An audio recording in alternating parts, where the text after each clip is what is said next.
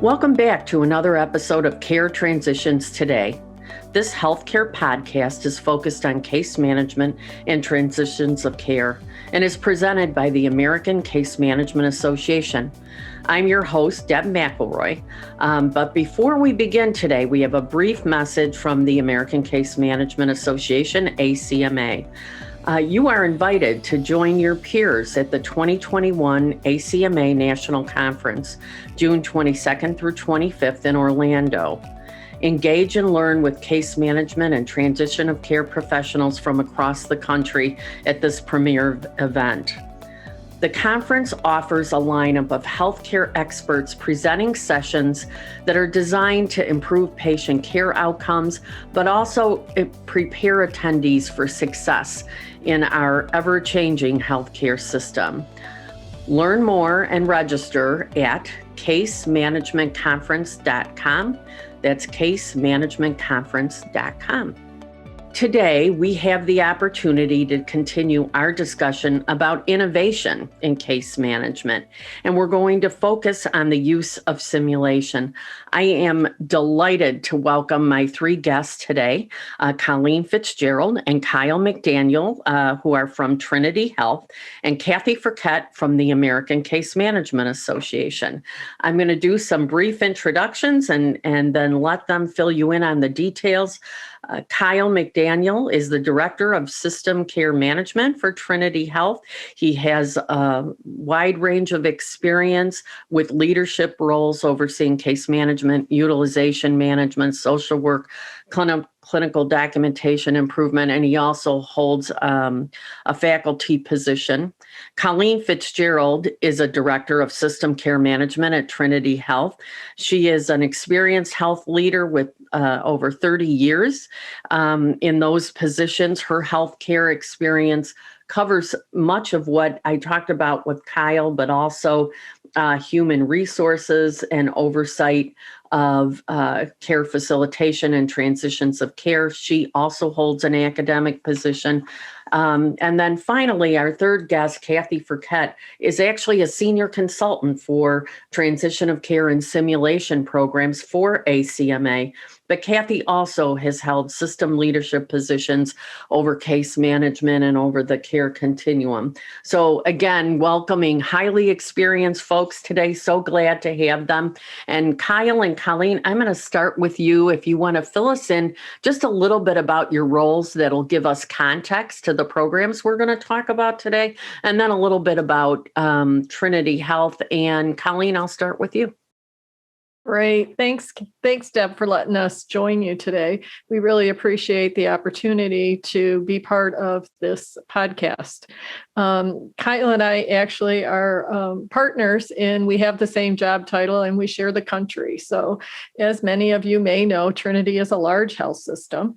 And we have, I want to say, 92 hospitals across the country in 22 different states. But we actually work with about 50 of our acute care hospitals on a consistent basis. So we do a lot of the case management work with these ministries across the country. And, Trinity also has a lot of other programs that we're in, a lot of alternate payment model programs.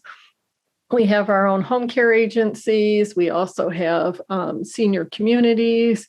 We're involved with PACE programs, so we cover the whole continuum. But today we're going to be focusing more on the acute care management teams and what we're doing with them in the simulation program. That's great. Thank you. And Kyle, I'll kick it to you. Thank you. Thank you, Deb, and thanks, Colleen, for all those that lead up to it. The other piece that we work on and have the blessing of doing is working closely with our ambulatory care management partners in the health system and really working on making sure we provide high quality care at each point in the continuum. And then how do we work together to make it a seamless effort across the care continuum? And I have the blessing of working with the Bundle Payment for Care Improvement program ministries, which include about 30 different hospitals across our health system that really focus episodic care management on that specific thing. How do we take our patients and efficiently and effectively transition them from one care to the other and drive it in a seamless way so it's a smooth experience for the patient or the individual in the community. That's great. Thank you both. And Kathy, I'm going to give a brief introduction, a little bit about your role for ACMA, and then let's talk about simulation. So tell us what you're up to today for ACMA. Thank you, Deb. I've had the privilege of really being involved in the early development of the Transitions of Care Standards, which ACMA published at the end of 2018, early 2019. In addition to that, we have developed a learning collaborative where we really tested the Transitions of Care Standards. And then just in the last week, we were able to put together a toolkit for implementing the Transitions of Care Standards. So all those resources are on the ACMA website. And in addition to that, I have the privilege of leading the ACTS program, the Advanced Care Transition Simulation Program. And we have incorporated a lot of the information and the standards into the ACTS program. So they really go hand in hand together.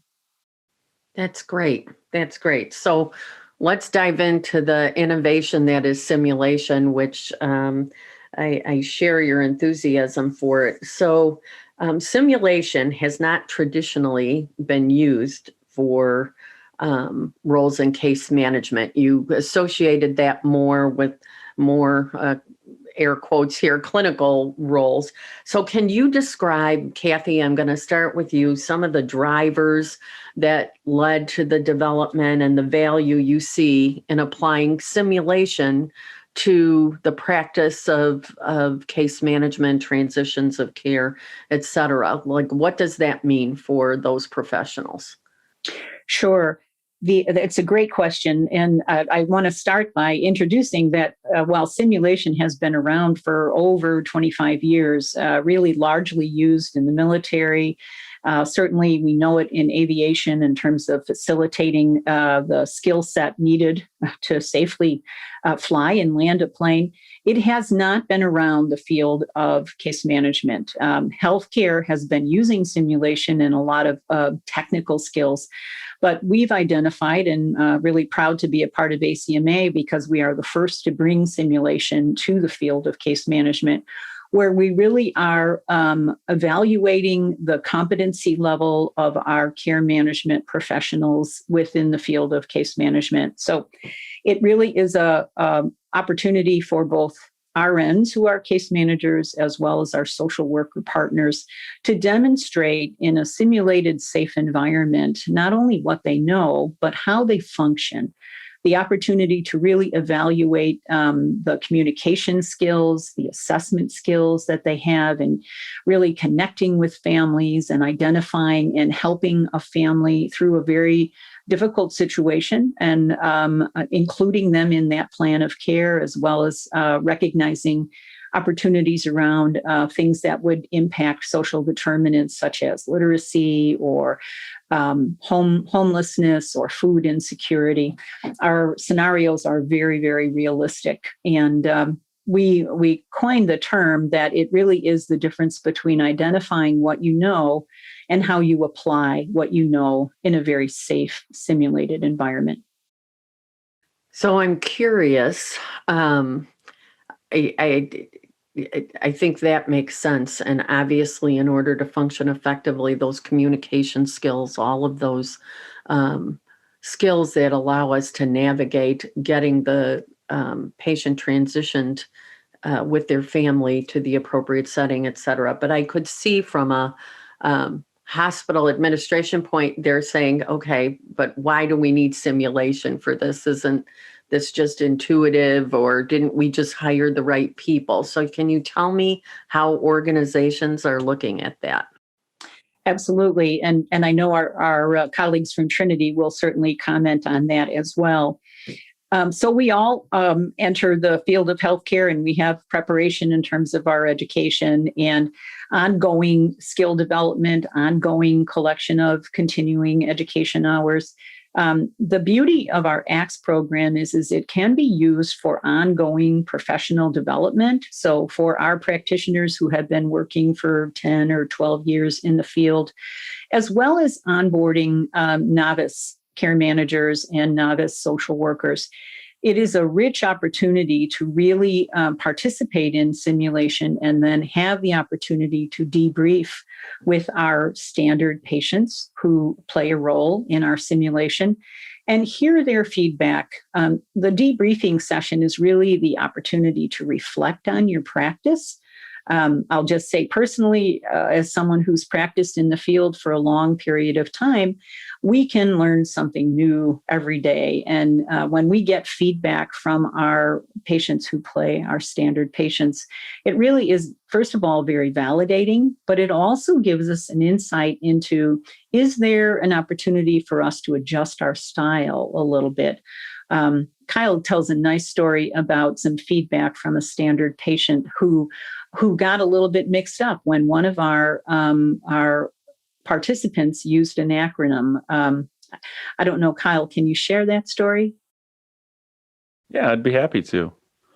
So we were doing a beta site rollout with the trainers at one of our local or one of our ministries in the South. And in the instance that Kathy described, the social worker was doing a great job in the simulation, listening to the patient and the family, meeting them where they were at, identifying and achieving their goals.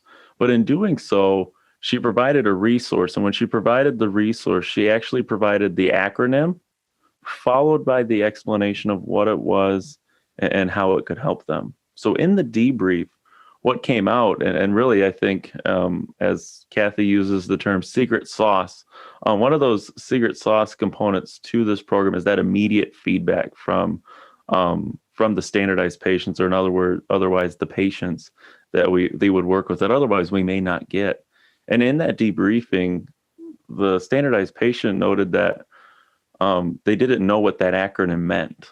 And in that dialogue, the social worker actually said, well, shortly after I gave that, I explained what it was right after. And the feedback from the standardized patient was, well, I never heard that because I got caught up in trying to figure out what the acronym actually meant. So since that experience, the social worker has actually immediately changed their practice to first describe what the services they're going to provide are, say what the word is, and then provide the acronym. So by flipping that, the patient has the ability to know what they're getting and why it's important to them, and then the name that they may hear subsequently in the acronym. So I thought that was a great example of real-time feedback and enhancing practice for the quality of patient care. So I love hearing that explanation. So you're using standardized patients, which are real people playing the patient, and you've got that live interaction. So obviously that's really powerful. Kathy, anything else that you would want our listeners to know, just as an overview on the key outcome of simulation? What are we hoping to achieve? Sure. Well, we believe from the standpoint of ACMA that there really are a lot of organizational benefits. And so there are really many key outcomes. Certainly, care transitions is in the name of the ACTS program. And so improving care transitions is really vitally important. That's the key component. We have over 10 simulation scenarios that are built into the ACTS platform. Each of those scenarios cross a care setting. So we're really identifying that the plan that is developed perhaps in the acute phase is then transitioned to the opportunity to do a simulation with the patient who may have transitioned to home or may have transitioned to skilled nursing or even to assisted living. So we have built in the care transition so that the case management professional is developing the plan, but then seeing the patient in the next setting to make sure that that plan, in fact, is effective. We do a lot of focus on the care continuum and understanding where all of the settings are for individuals participating in the ACTS program. If you don't know your partners who are on the pre-acute side, or you're not as familiar with the partners who are on the post-acute side, you won't be able to set up a seamless care transition. So that's why we do a little exercise with the transition standards of care, as well as a care continuum learning map. So we've built that into the simulation program. Finally, we really believe that there's an opportunity for really developing improved interprofessional collaborations. Kyle mentioned the work that they do in terms of their ambulatory phase along with the bundled payment program. Recognizing that we need those interprofessional collaborations across the care continuum really improve the experience, not only for the care professional, but also for the outcome that the patient will experience. So it is a broad program, and we really believe it sort of helps our care management professionals connect the dots across the care continuum. Well, good. So that's a great point at which we go over to Colleen and Kyle to say, so Trinity Health, Colleen, you gave a great overview at the beginning, 22 states and a really large system. So I would ask the two of you, what was happening within the system that makes it a good time to implement a simulation type program for your case management and transition of care professionals? So, Deb, this is Colleen. I'll go ahead and start that, and then we'll transition it over to Kyle. So I think some of the things is, as an organization, we're large. So, as a system perspective, where Kyle and I work at, we really feel that our obligation is to help the ministries across the country and to assist them in things that including developing their colleagues. So this is a great way to provide a program that allows not only education, but also competency. And so we like that because it's done in a safe environment. And I can't tell you how many colleagues that we've heard that have been through the training that really appreciate an opportunity to be able to try new things in a safe environment. Or they're actually working with their colleagues in the simulation, which when they're usually in a room with a patient and family, they're there by themselves. So it's an opportunity to hear how someone else handles that same situation. And so it's just stuff that they're not used to seeing and hearing. And it really has helped them to be able to become better in their roles. And really, that's what we want. We want them to feel confident and want them to be able to do better. And, we're providing that environment for them to do that. So I think that has really helped them. I think that we are also going to be having them start out with one situation to build the foundation. And then each ministry can go ahead and do other things, other scenarios as they see fit for their particular ministry. Being in different places, they each have their own uniqueness. They have their own needs, but we're building that foundation, and then they can go ahead and expand on that. So I think that as far as the implementation, we're going to be rolling it out at about 40 hospitals, and we're about halfway done. And actually, Kyle and I had the pleasure this morning of being on a training that Kathy did with a few of our hospitals. So we're in the process and continuing. So with that, I'm going to turn it over to Kyle, and he's going to talk more about how that fits our goals. Great. Thank you, Colleen. Kyle, tell us more. Well, thank you very much. And I think it's always the right time when we think about how can we better the service we provide our patients and communities and the different training opportunities that are available for that. I think it's always the right time. And that's one of the things I really like about the ACTS program is it provides another type of learning style to support the adult learner, right? We have everyone at the adult level as a professional, we all learn a little different. And this provides another opportunity to learn differently. And especially like Colleen had mentioned, in a safe environment, right? But even beyond that, when we think about the ACT program and its implementation and its learning style, I really love to emphasize its flexibility and flexibility in a couple instances. So from an implementation standpoint, it's flexible in how we can train even the trainers, right? For our system, we've done in person and now we've done virtual. When our ministries go to teach their internal teams and help them grow as professionals with this program and their skill sets, they have the flexibility in virtual or in person. And I think both of them meld to the way that we support our patients on a daily and routine basis. A lot of our communication recently has been and will continue to be electronic. So having that ability to, and I believe there were about 5 simulations that were modified to be able to be done more virtually, so they lend better to that. It supports that maybe someone on your team that needs more experience or more practice communicating on the phone versus in person. Now they have that ability to practice that skill. So you have the flexibility on the delivery and the timing as well, because there's also the staffing concerns and flexibility. So how I train my team members and the time frame in which I need to do it or can do it, I can bend that over many months if I need to, or I can try and get it in a tight time. I can do it either way, right? But then there's also flexibility in how we deliver it. And that's the sense of how intense is the simulation. So that actually speaks to something that Colleen mentioned and that you're bringing up now. So it sounds like you're using it, the program, even for experienced professionals as a sort of an enhanced learning or professional development or competency assessment.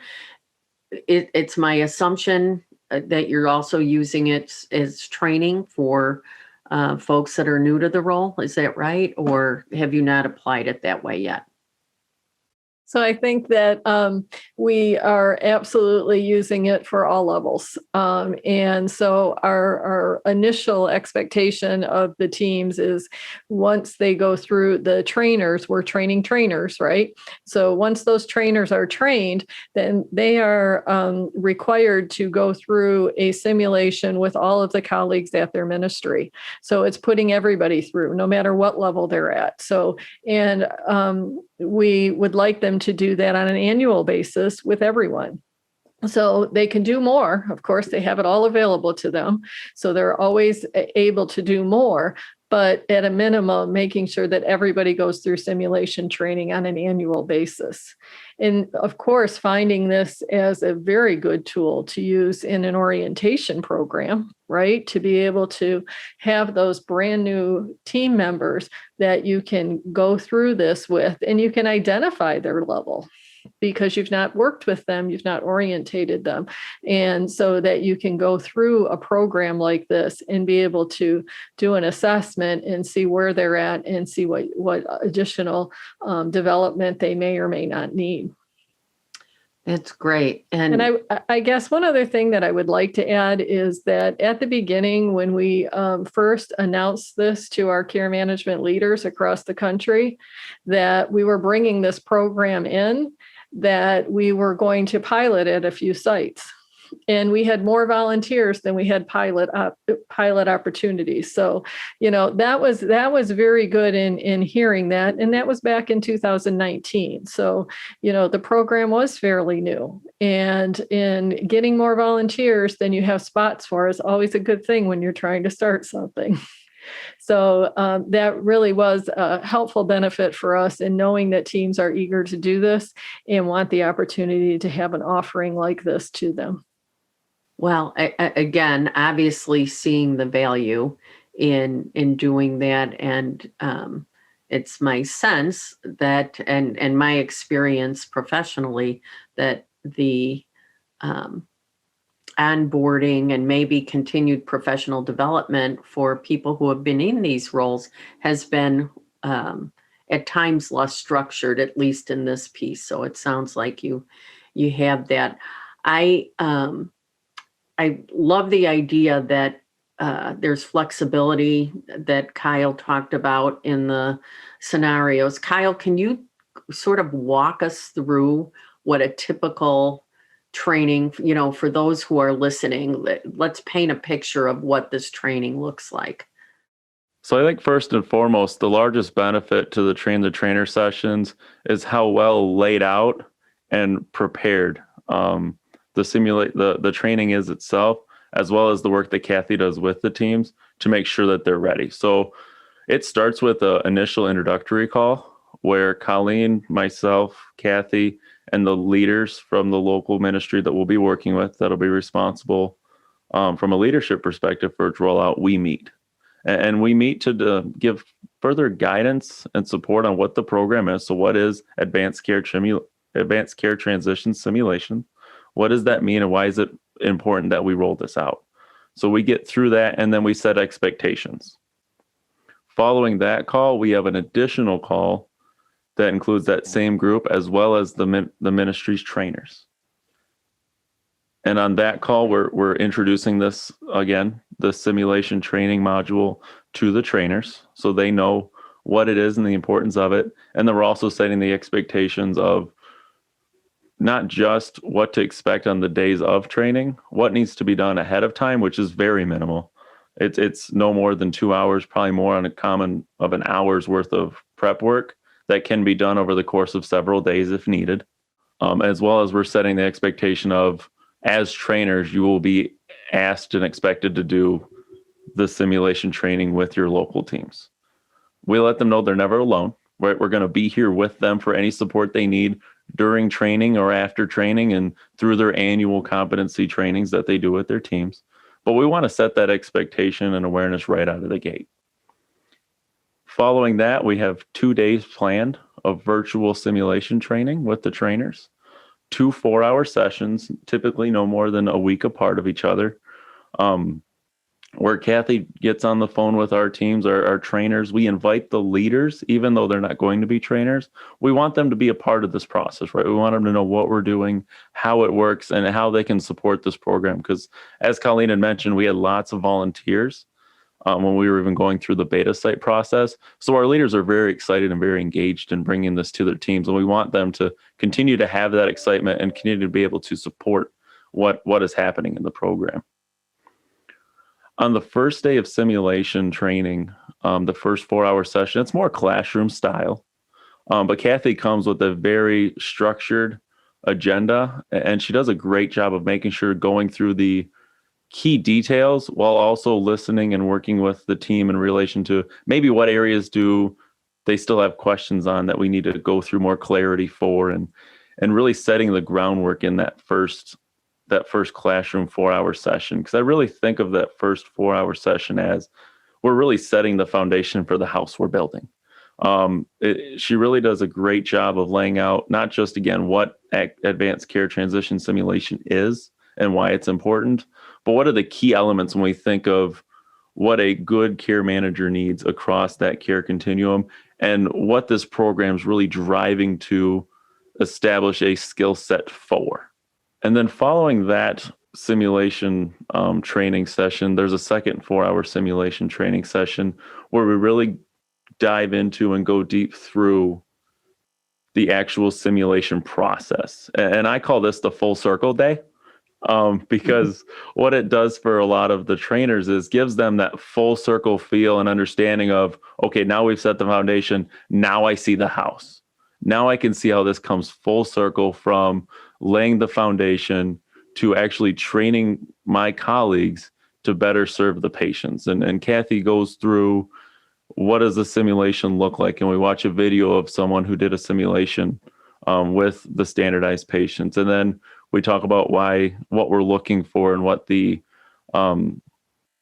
expectations of the trainers are as observers, right? And trainers on that day.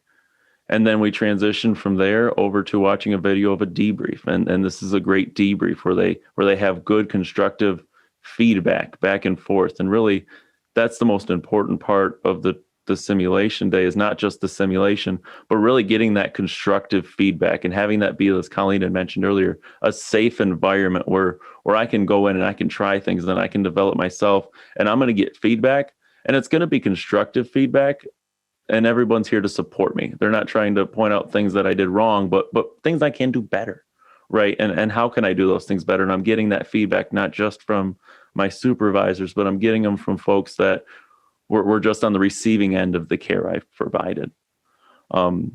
Once those 2 days of simulation are complete, we then 2 weeks out schedule a follow-up call with our teams.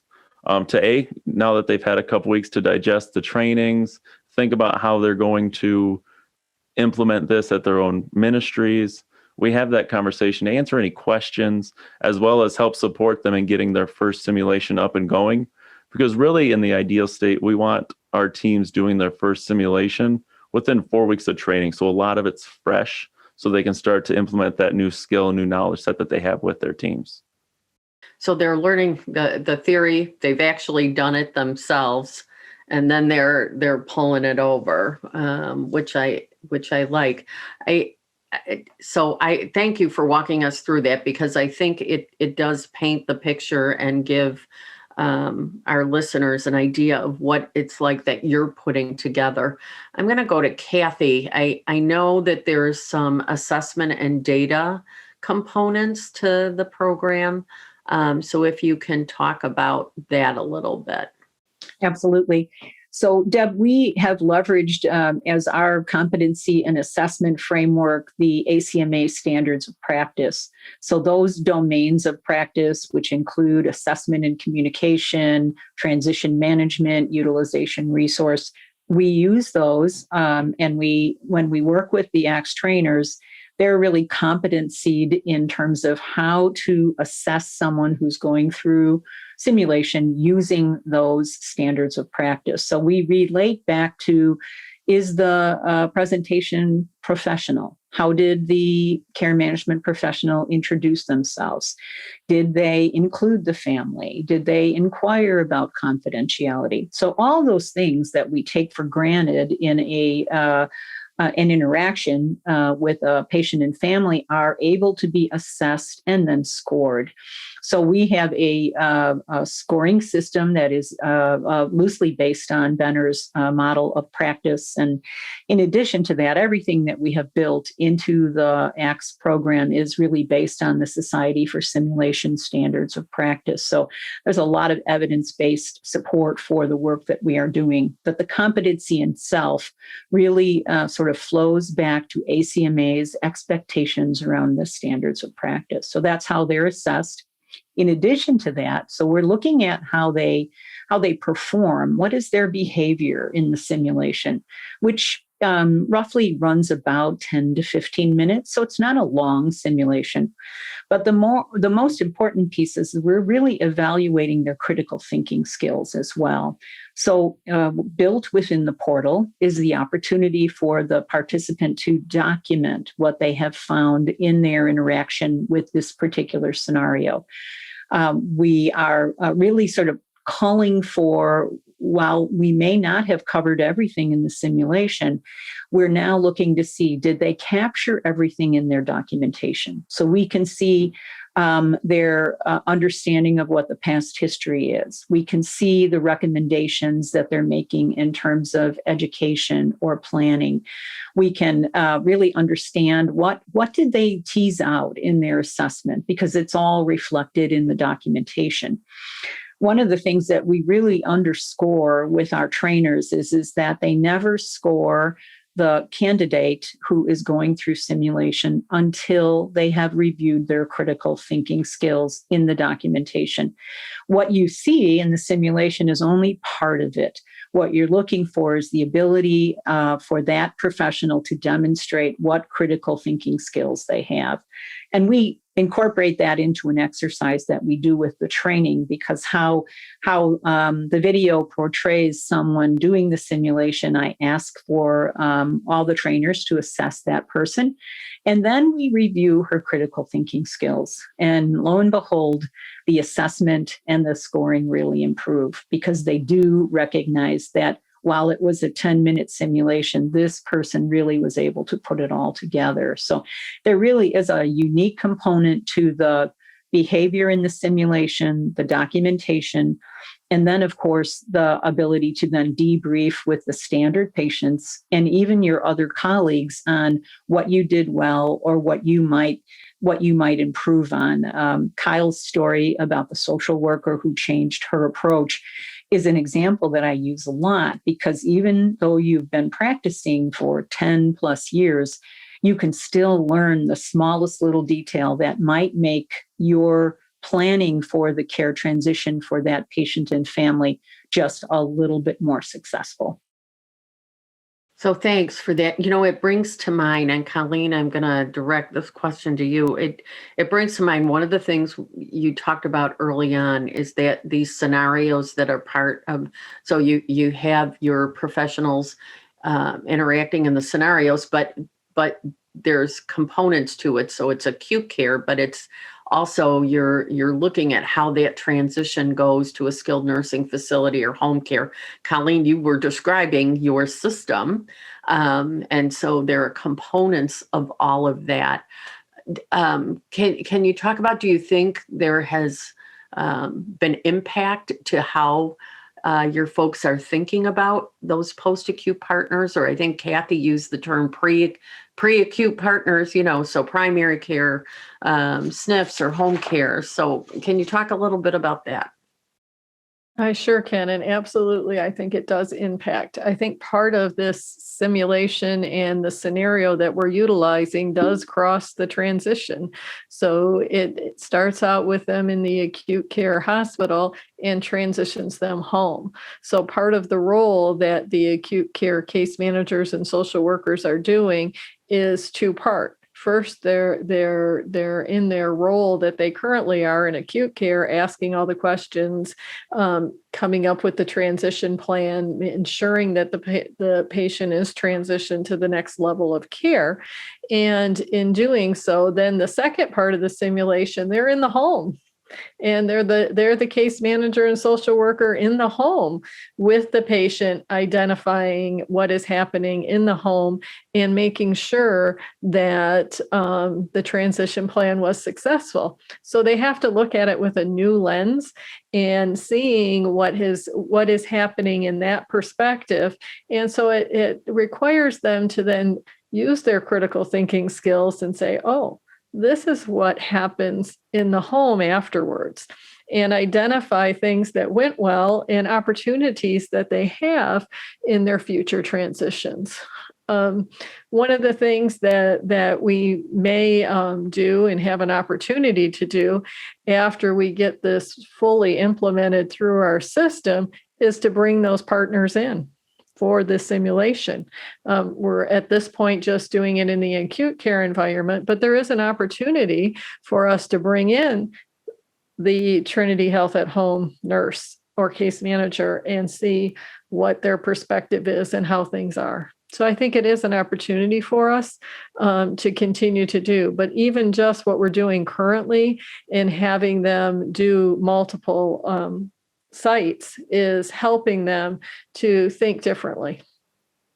That's great. And Kyle, I'm going to ask you, so because I'm thinking about it, I keep referring to Trinity as such a big system, but I'm thinking the ministries or the hospitals that you have in your system, there's large and small, right? And so you said, I think there's 40 that, right, are that are involved. Are some large and some small, or? Yep, absolutely. So we have all sorts of sizes and all sorts of demographics that we serve and have the blessing of serving as a health system. Some are some of our largest are in Hartford, Connecticut.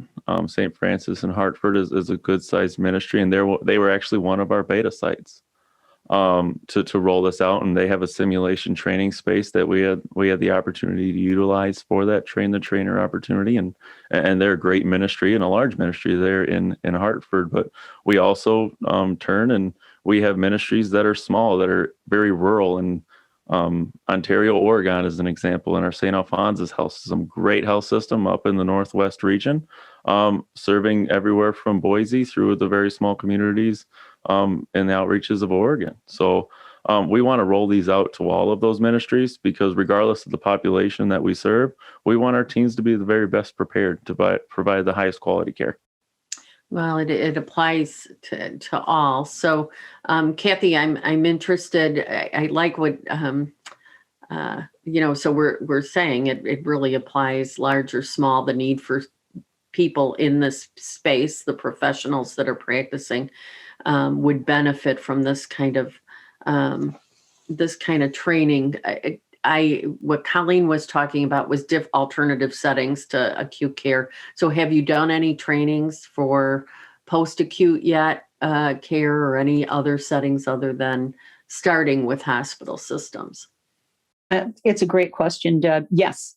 So one of the initial early organizations we began with was actually a system that identified that they wanted to do a full day of training. And they wanted to bring in their acute care management professionals, as well as representatives from the ambulatory side and the post-acute side. So they were one of the first organizations that recognized that they needed to do a better job of bringing their partners together so that they would have the opportunity to interact with one another and participate in the simulations. And they really were very positive about how that really helped with the interprofessional collaboration and the communication and just understanding. We do, in that 8-hour day and in our training, we do, as I had mentioned, a learning map exercise where we test one of the care transitions. So standard number one has to do with assessing our patients who are at high risk for readmission and using a risk assessment tool. And we incorporated that across the whole continuum and really was the opportunity to say that, well, yes, we were using this risk assessment on the acute care side, but not necessarily on the ambulatory side. So it's closing the loop of communication around this is a high-risk person. I have the privilege right now of working with almost 90 facilities across the United States. Some are tremendously large, like Trinity. Others are very small. I work with a system in Kansas that is just a 2-hospital system, and they actually were really excellent at getting things implemented. Since 2020 and our pandemic challenges, the opportunity to sort of transform this into a virtual delivery system in some regards was a great challenge for us, but we're all, I think, more adept at using the technology like Teams and WebEx and Zoom and simulation. The logistics of using these tools for simulation is really very, very powerful and very, very easy.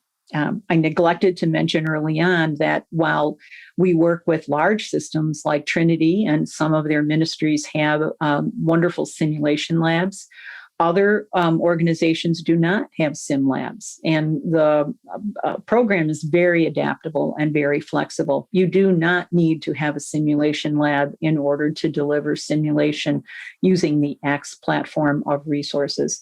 And we work very closely with the leaders of each facility sites to make sure that they understand how will you take the resources that we have developed within the X platform and make them your own.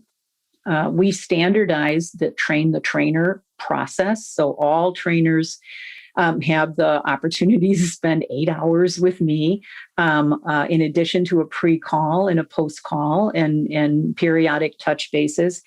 But we develop it so that they can take it and bring it to their organization, leveraging their own culture. So we've really designed it with consistency among how we train our trainers, but the implementation is really up to each organization.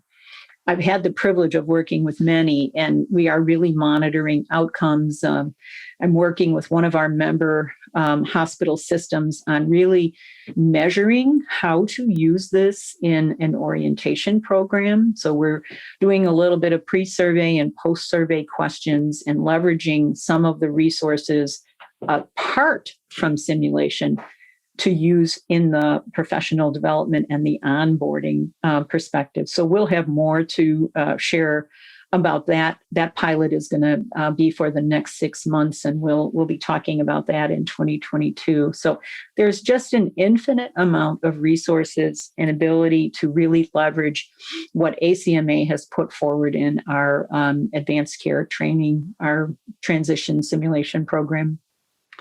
That's awesome. I have so appreciated listening to all of your experience. And before we close today, I'm just always curious yourselves, as having experienced what we have through COVID and over the last year, and still understanding and knowing you have to drive really good professional practice, and our patients and our families need to benefit. Colleen, I'll start with you and then go to Kyle and Kathy, but can you just, any personal reflections on what this kind of a program means in the context of what you've experienced, right, over pretty challenging times as patients were needing to move out of the hospital and be fairly sick if they had experienced COVID, or just any of the other settings. I'm just curious as to what your thoughts would be at this point. So I'll start with saying that I think that all of our teams and all of us would have greatly appreciated having simulation training as to what you do during a pandemic prior to the pandemic hitting us. I think that, it was uncharted territory for everyone. And in trying to figure out how you are going to now do things are different. And how can we do this? Boy, we sure would have liked to practice in a safe environment for these kind of scenarios. And so with that just coming to us, it was quite an opportunity for all of us to learn. And many things did happen with the transitioning of patients being able to, or therefore not being able to. And I think that we, did a lot of work, as many people did across the country, in figuring out what we can do and how we can do this. So I think that we would have appreciated having training for this. We now know that, are there other things that we can now utilize simulation for? Or can we, step back and, as we bring new people in, put that as part of our training, to be able to, for people who didn't have that experience, make sure that we do train them for future things that could happen. So I think that would be a couple of things that I think would help us in the future in using simulation. Yeah, thanks for that. How about you, Kyle?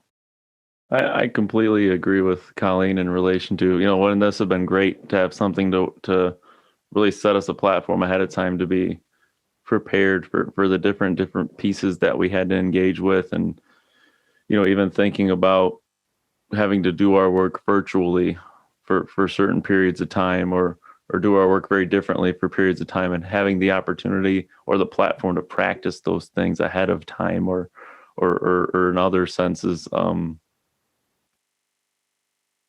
support our patients differently, and had the platforms to do that with. How much of a blessing would that have been? And I think one of the things, as I reflect back on, that we've learned is, we always knew that we were resilient and flexible. As nurses, as social workers, as other healthcare professionals, we already kind of knew that.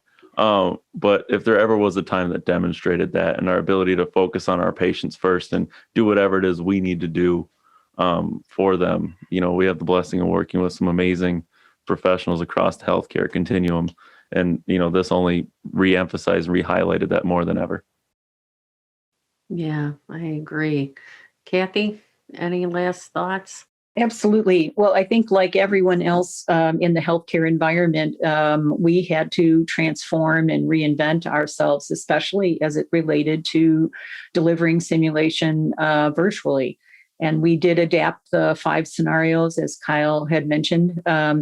and heard from a lot of our subscribers, oh, I'm too busy. We can't do education during a pandemic. And I'll steal Kyle's thunder a little bit, because he's very, very emphatic about the fact that ongoing education is always important. A competency assessment is something that has to be ongoing, and you can't put a pause on those kinds of things. And so that's why we were really flexible with ACMA in terms of changing those scenarios.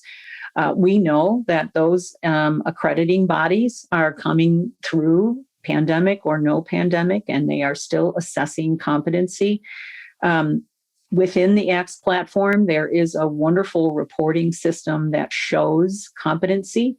Those reports can be printed out, and you can say, well, yes, this individual participated in simulation last month, and I can show you the scores in assessment, communication, transition management. So you still have to maintain and improve your ability for competency no matter what's happening. And I'm happy to say that many organizations didn't miss a beat in this. They just kind of continued to move forward. And the scenarios that are adapted are indicating that there are visitor restrictions, and the simulation is done virtually, talking with the patient or the family, which is what really happened in the real world. That's great. Well, thank you. Well, we've been talking today about innovation, and this is innovative and new. Obviously, Trinity has embraced this in a big way with 40 hospitals and hoping to expand that. Okay, so as we wrap up today, thanks for those thoughts, and last remarks from anyone, anything we missed. Colleen? Thanks, Deb. And so what I wanted to also mention that I think that maybe we really haven't covered yet in this time together is that, we've rolled this out as an education and a competency and part of our orientation. But I think one of the biggest values that we've received from doing this is that we not only boost the confidence of our colleagues as they go through this and they identify really how good they are at what they do, but it also gives our leaders the opportunity to see how good their colleagues are. And I think that, sometimes you just hear snippets and different pieces of what your team members are saying, and you just don't realize how great they are at what they do when they're in the rooms with those patients. And I think this has really come to light for our teams, and it's something that I want to make sure that others identify. That's wonderful. Thanks. And I know, I believe that at the ACMA, the upcoming ACMA conference. So Kyle and I have the opportunity to present at the leadership conference in October, Advancing Case Management Practice with Simulation Training. So if anybody is interested, come see us in Phoenix, and we'll have more details as to where we're at and how we've come along since now. That's great. And I would just say to our listeners, stay tuned for the details. We have a national conference coming up in June, but ACMA also has a leadership conference in October in Arizona. So 2 big conferences where folks like Colleen and Kyle are able to share the good work that they're doing. So thanks for that. For more information on the Advanced Care Transition Simulation Program called ACTS, please go to acmaweb.org/ACTS, ACTS. One more time, that's acmaweb.org/ACTS. This podcast is brought to you by the American Case Management Association. Join thousands of your peers who have made the decision to further the connections, learning, and knowledge made available through ACMA membership. ACMA members gain access to resources such as the Collaborative Case Management Journal, a bi-monthly peer-reviewed digital journal dedicated to all things case management and transitions of care, and available exclusively to ACMA members. visit www.acmaweb.org/membership to learn more. I really appreciate all of you sharing your personal reflections, as well as just this information about the work that you've done in a very unique new space. So thank you for that, for sharing today your wisdom and expertise. And I'd like to thank our guests today, again, Colleen Fitzgerald, Kyle McDaniel, and Kathy Ferket, for joining us and sharing with all of you. To our listeners, please share your voice with us. Please leave a written review or a rating so we know what you're thinking, and any topics you want covered. We're happy to entertain those for future episodes. Don't forget to subscribe to Care Transitions Today so that when new episodes come up, you'll be notified. And we're going to continue focusing on innovation in our next episodes. Until then, thanks for joining us, and we'll talk to you soon.